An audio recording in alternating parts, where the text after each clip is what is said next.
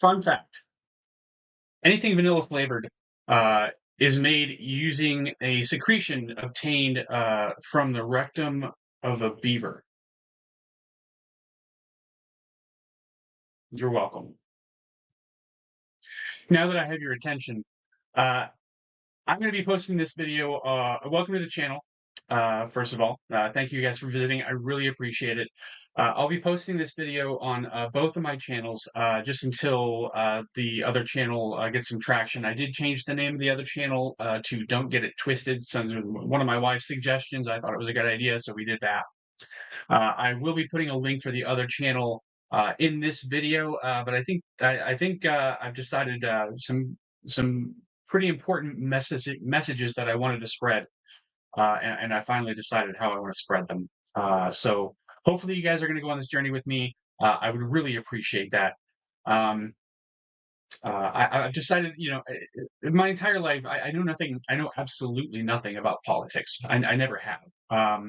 I've never cared. I've never been interested in politics in any way, shape, form, or fashion. I've never seen how it affected my life in any way up until recently, up until probably 10 years ago, maybe 20. The world started changing. At that point in my life, you guys, if you know from the other channel, if you know from Let's Do It Up, I have a history with drug dependency, medications that were prescribed by my doctor. I was on oxycodone for, I think, 6 years altogether, and just got off of those about a year ago. It was a year ago last August. So I've kind of done a lot of waking up in the last year. And it's been quite jarring for me. So I kind of wanted to get the truth out there, just blast into the interweb that I'm so angry right now about all of this, but that's not the right way to do things. I found it's not. People aren't very responsive or receptive to that. I get very passionate. I'm the nicest guy on the planet, but um, I also have very very low tolerance. I should say zero tolerance for bullshit, and people taking advantage of other people, people lying to other people. I have zero tolerance for any of that. So when that starts to occur and I notice it, I get very boisterous and very vocal about it, and I get angry. So I raise my voice, and it becomes a um, uh, very intimidating for some people, especially because I'm a bigger guy. So I found that I have to adopt a different mindset to all of this. So what I realized is I know nothing about politics. All of this is happening in politics, so I need to educate myself. Um, you guys, if you watch the other channel, you know that I went to a very um, I don't know what you would call it, a very low end high school, not a very good high school, not a lot of people coming out of there with a lot of prospects, if you know what I'm saying. I ended up joining the military, but we didn't get a very good education. You got out of it what you wanted to get out of it, and I didn't want to get a whole hell of a lot out of it. I planned on joining the military, spending my life in the military, as you can see, but that ended up not working out for me, and that's fine. But a lot of my education was sacrificed by me. But I also feel that a lot of my, my education was sacrificed by the United States government. Nobody knows how the government works anymore. Nobody knows how it came to be anymore. Nobody knows why it came to. Well, some people know why it came to be anymore, but for the vast majority of the population, there's not a lot of people out there that know anything about the history of our government, how it used to function, and how it's currently functioning today, mixed in with the mainstream media, big business, big pharma. Um, I could talk about it all day, but nobody is paying attention anymore, and that's by design. That was instigated by the United States government, in my opinion, to subvert us, which in fact they are still doing today. We'll see how long it takes to get this video taken down. So I want you to join me on this journey. If you're interested in doing that, thank you so much. I decided to start with the Declaration of Independence. I started to start at the beginning because there's a lot, guys, just so much. I mean, fuck. Um, but I figured, in the interest of keeping my my attitude, my personality, my affect as calm and docile as possible, I figured this was the best place to start, just learning where it all came from, how it came to be, why it is what it is today. We're going to try to get to that point, but that's a long journey. So hopefully it'll be entertaining at the very least for you guys. So as I read through the Declaration of Independence, which I did recently, I noticed that there's a lot of they talked very, very differently back then. There's a lot of ways, there's a lot of things that they said that people would be like, "What the fuck are they saying?" There's also a lot of words that they use that I had never seen or heard of. So as I go through this, there's going to be some places where I'm going to stop to talk about maybe what they're saying at that particular point at that juncture of the document. I'm also going to stop to tell you guys the meaning of words that are used throughout the document that I either didn't know at all, had never heard, or wasn't sure of the meaning of. I researched all of that. So I'm going to talk about all of that as I'm going through. And then I will try to keep this as emotionless as possible, but I did not know that this was such a powerfully worded document. And a lot of people might disagree with me there. I don't know, but I got a lot of depth and substance from it. And I didn't expect. I mean, I did expect it. It's a pretty important document, but anyway, I digress. Um, but the biggest thing that I noticed that when I was going through this document is the stark parallel uh, to what they were experiencing back then. The catalyst that drove them to pen this document, um, compared with the world today. I was shocked uh, at the parallel instead of the contrast. I expected to find a huge contrast between what was happening back then, as the reason they penned this document, and what's happening today, guys. So I'm gonna try to keep emotion out of it, but we'll see what happens. Okay, I'm gonna move my book because I was reading off of that for a minute. I'm sorry. I can see myself again. All right, so it's been 7 minutes already. That's not too bad. So here we go. Bear with me uh, if my reading skills are not what I think they are. The Declaration of Independence of the United States of America. In Congress, July 4th, 1776, the unanimous declaration of the 13th United States of America. When in the course of human events it becomes necessary for one people to dissolve the political bonds which have connected them with another, and and to assume among the powers of the earth the separate and equal station to which the laws of nature and of nature's God entitle them. I'm going to come back to that in a second. A decent respect to the opinions of mankind requires that they should declare the cause which impel them to separation. Impel would imply, drive them to separation. Getting back to the nature of God, the natures of God that entitle them. I want to make it very, very clear that I am agnostic. I do not. Um, uh, I do not concretely believe that there is or is not a God. I can't say one way or the other. I've never seen anything one way or the other that would prove or disprove the existence of God. Um, that being said, I think that the values, the morals, the lessons, and the behaviors that are taught when you are raised in the culture or just with religion are essential, if not integral, to the society that I believe that we should be, in my humble opinion. Um, I think that it had us thriving for a very long time until people started questioning it. Now, again, I am not a religious person by any means. I never have been. I'm not close to the idea of becoming a religious person. My wife said she would divorce me, but um, I'm an open-minded person. How I live my life, I believe, kind of. I feel like it's maybe religious adjacent. Um, I've done enough things in my life to know that doing the wrong thing, no matter how easy it may be, or how beneficial it may be to me, eventually is going to blow up in my face. Sometimes not so bad, sometimes catastrophically. So, at least recently in my life, the last year or two, since I've gotten off the oxycodone, this, that, and the other, I've decided to live my life in a manner that I hold myself accountable every single day. I ask myself throughout the day, multiple times an hour, are you doing the right thing? Whether I'm walking down the hall or administering a medication at work or driving my car, I'm constantly asking myself that question. And I'm constantly living my life in a manner that I know that I've done everything that I can to make sure that I'm not affecting anyone else's life negatively. And I'm trying to live mine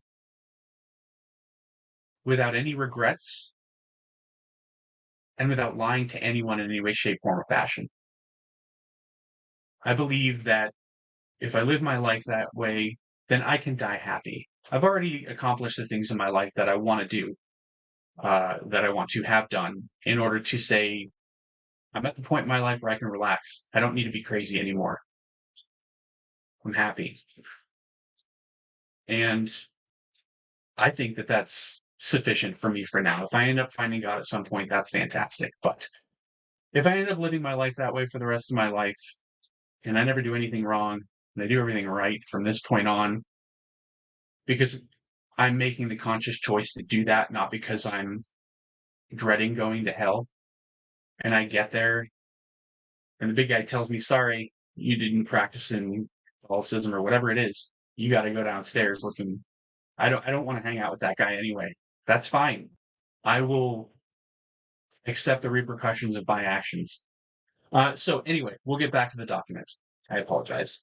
Sorry. So this is probably the most, in my opinion, probably the most recognizable portion of this document because I've heard it over and over in my life. Who hold these truths to be self-evident that all men are created equal, that they are endowed by their Creator with certain unalienable rights, that among these are life, liberty, and the pursuit of happiness.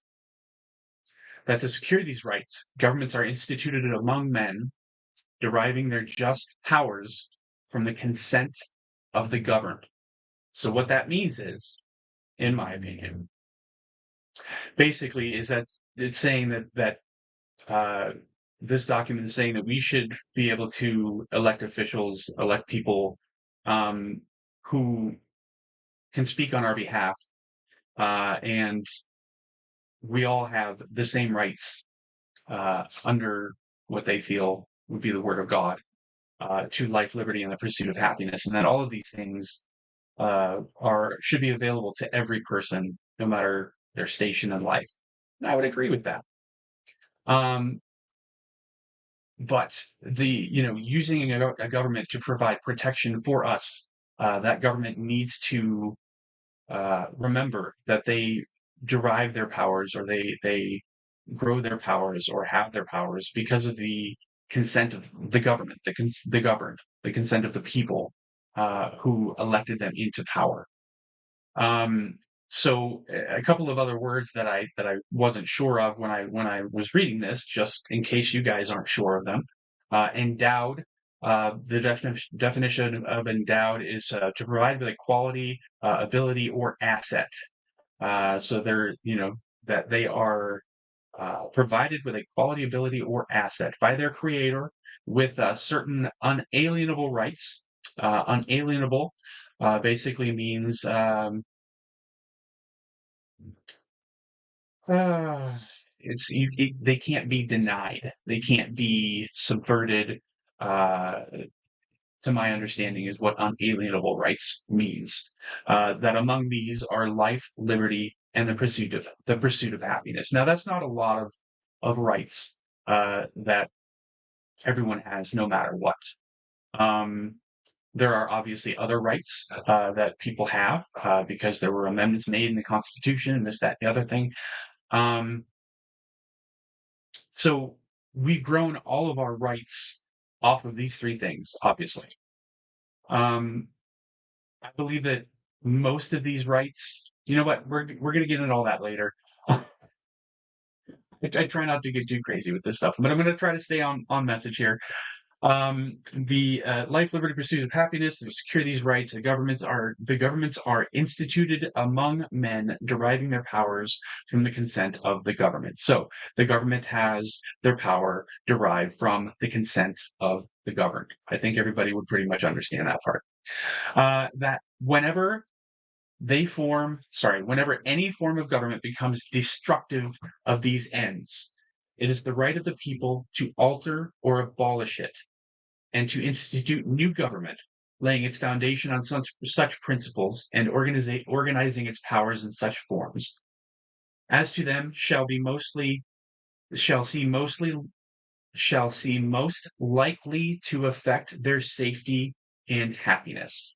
Sorry, guys, I have a hard time reading sometimes. So that who whenever any form of government becomes destructive of these ends, it is the right of the people to alter or establish or abolish it. So when the government becomes destructive of the wants and needs of the people, it is their right to throw off this government or abolish it. Um, prudence is cautiousness, will dictate that governments long established should not be changed for light and transient causes. Transient causes, what does transient mean? I knew what it meant, and then I forgot. Let me just double check. Transient, lasting only a short time. So, prudence indeed will dictate that governments long established should not be changed for light and transient causes. That's the first thing that I'm seeing here. Light and transient causes, such as the LGBTQ movement, wokeism, I don't want to say progressivism, but all of this stuff that's been happening the last 5, 10, 15 years, in my opinion, is kind of what this is talking about. You cannot um, subvert a government or change a government to fit things that essentially are denigrating the fabric of our society, um, just because they feel right, or uh, I'm not really sure exactly how to say it right, but to me, this says just glaringly, um, we need to be careful about the causes that we get behind. We need to be careful about uh, what we believe is concrete truth or a fact, especially when it's things that have long been believed that they're things that are not truth and they're not fact. So I'm going to try to move on here. um, Prudence indeed will dictate that governments long established should not be changed for the light or transient causes, and accordingly all experience hath shown that mankind are more disposed to suffer while evils that are sufferable than to right themselves by abolishing them the form to which they are accustomed. That's really hard to understand. But as I'm understanding this, it kind of seems to me that they're saying uh, men are known to be able to tolerate suffering. It's normal for us. But eventually, if the suffering gets to be too much, and the suffering gets to be to the point where we are no longer able to tolerate it, um, we have the right to fight against what it is that is causing the suffering. That's basically what that means in a nutshell, in my opinion. Um, But when a long train of abuses, usurpations, which is wrongfully seizing or holding an office by power or force, especially the seizure of a throne or supreme authority. So usurpation, in my opinion, basically is forceful oppression, use of force to increase one's station in life, things like that. But when a long train of abuses and usurpations, pursuing and invariably the same object devises a design to reduce them under absolute despotism, it is their right, it is their duty to throw off such government and to provide new guards for the future security. Basically, in my opinion, what that's saying is if your government is attempting to uh, treat you in a tyrannical manner, it is your right and it is your duty to throw off such government and replace it with one of your own. Um, Moving on, such has been the patient sufferance of these colonies, and such is now the necessity with constraints them to alter their former system of government. The history of the present King of Great Britain is a history of repeated injuries and usurpations. Usurpations, again, are just forceful acts, all having in direct object to the establishment of an absolute tyranny over these states. To provide this, let facts be submitted to a candid world. Basically, what that means is that King George I'm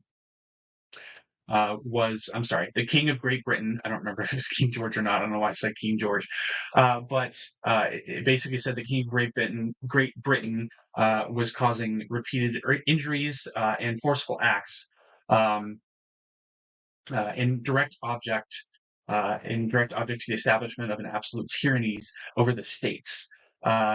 So they're talking about him basically trying to take over the colonies of the United States of America that they had built up, I think, is what that's saying. Like I said, it's tough to understand a lot of it. He has, again, the king has refused his assent to laws.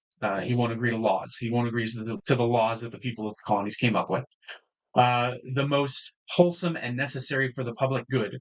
He has forbidden his governors to pass laws of immediate and pressing importance, unless suspended in their operation till his assent should be obtained, and when so suspended, basically he's forbidding the governors to pass laws, or he is forbidding them to enact those laws until he agrees to it, and then he has utterly neglected to attend to them. So basically, he's just letting these people suffer. He's letting them um, keep coming to him with their concerns and with their wants and needs and desires, and basically ignoring them altogether.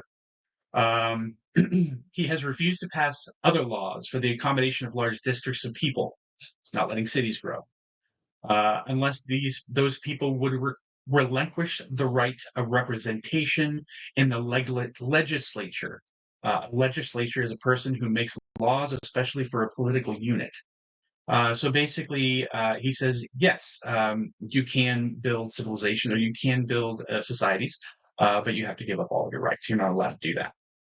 And people over here in the colonies disagreed. So right inestimable rights, inestimable to them, can't be measured. Hard to say. I don't know why they didn't just say they can't be measured. To them, and formidable to the tyrants only.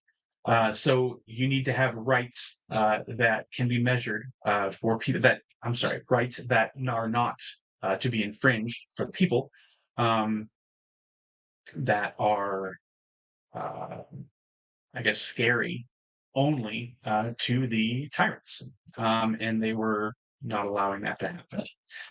He has called together legislative bodies at places unusual, uncomfortable, and distant from the depository of their republic records.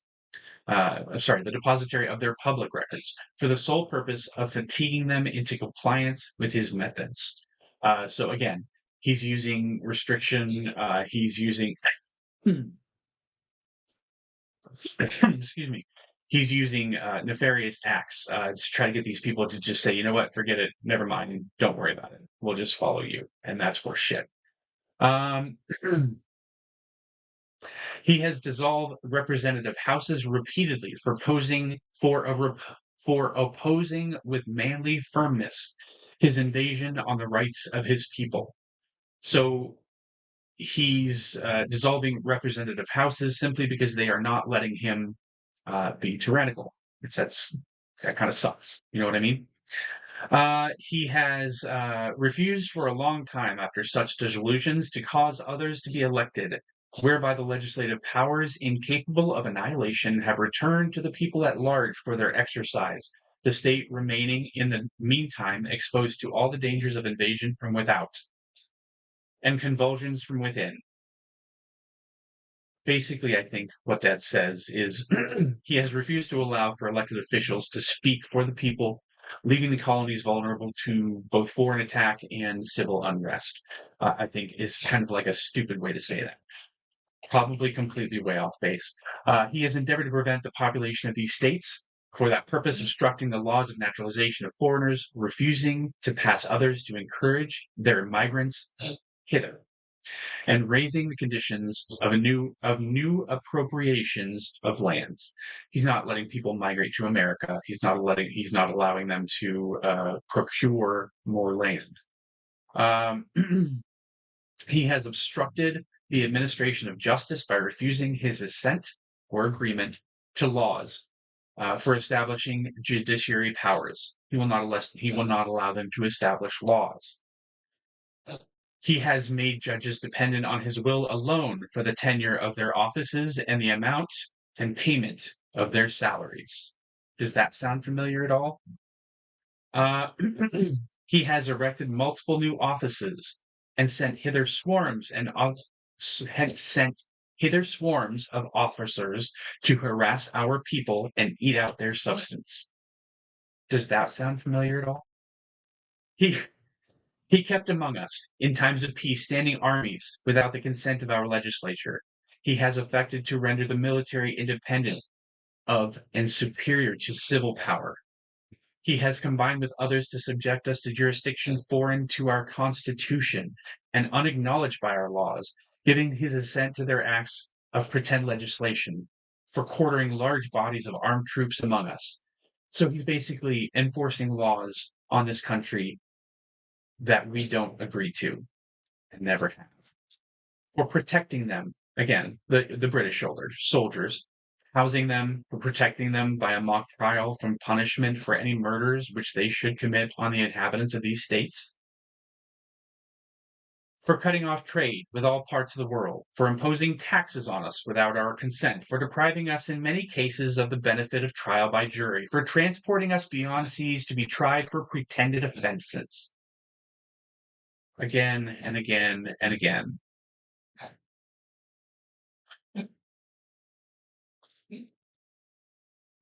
Sorry, guys.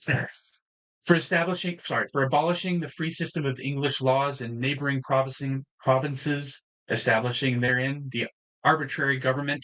I don't know if everybody knows what arbitrary means. I kind of know what it means, but the actual definition, based on random choice or personal whim. Love the word whim. It's a good word. Arbitrary government, and enlarging its boundaries so as to render it at once an example and fit instrument for introducing the same absolute rule into these colonies. So basically starting a settlement and forcing it to grow bigger and bigger and bigger and taking over all of the colonies that are already there.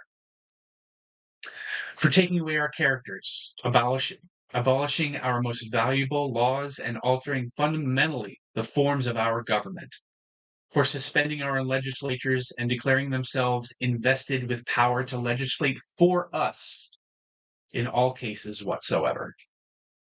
He has abdicated government here by declaring us out of his protection and waging war against us.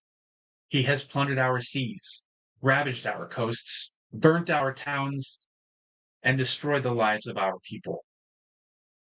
He is at this time transporting large armies of foreign mercenaries to complete the works of death, desolation, and tyranny, already begun with circumstances of cruelty and purification, scarcely paralleled in the most barbarous ages, and totally unworthy the head of a civilized nation.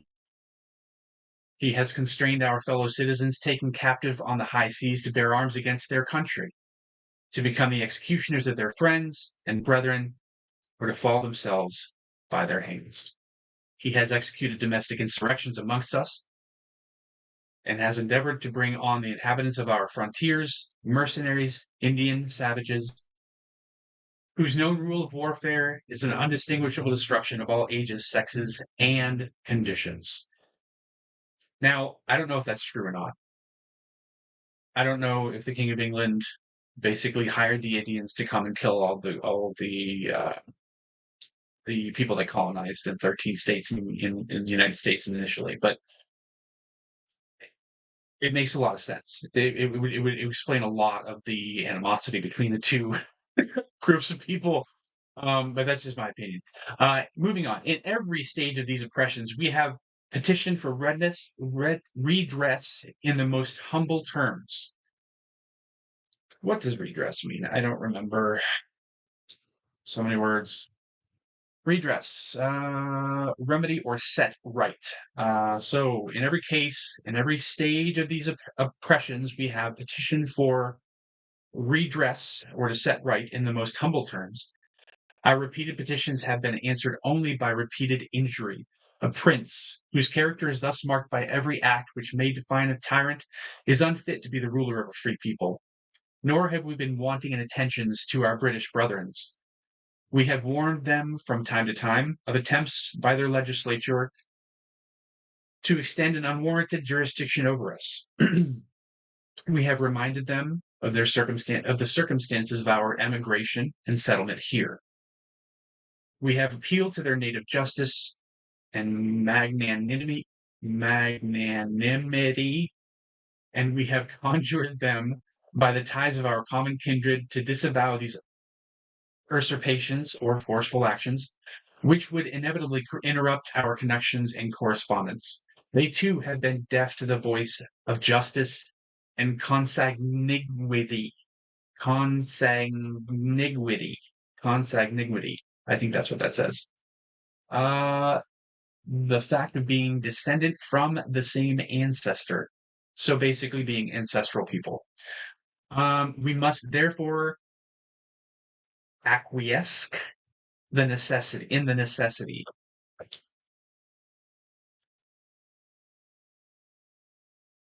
Acquiesce means accept something reluctantly but without protest. Therefore, we must therefore acquiesce in the necessity which denounces our separation and hold them, as we hold the rest of mankind, enemies in war and friends in peace. We therefore, representatives of the United States of America in General Congress assembled, appealing to the Supreme Judge of the world for the rectitude of our intentions due. Rectitude. Morally correct behavior or thinking.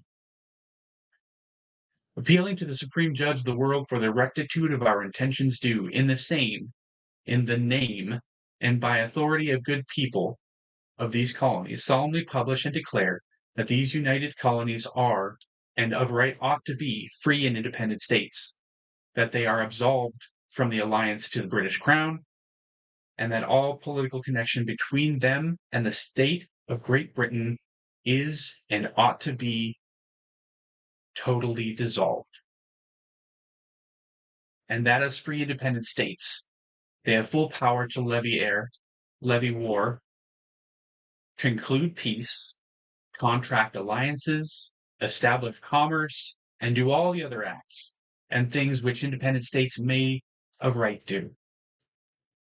And for the support of this declaration, with a firm reliance of the protection of divine providence, I didn't know exactly what divine providence was, so I looked it up. Providence is protective care of God or nature as a spiritual power. I'm okay with that. I can get on board with that. We mutually pledge to each other our lives, our fortunes, and our sacred honor.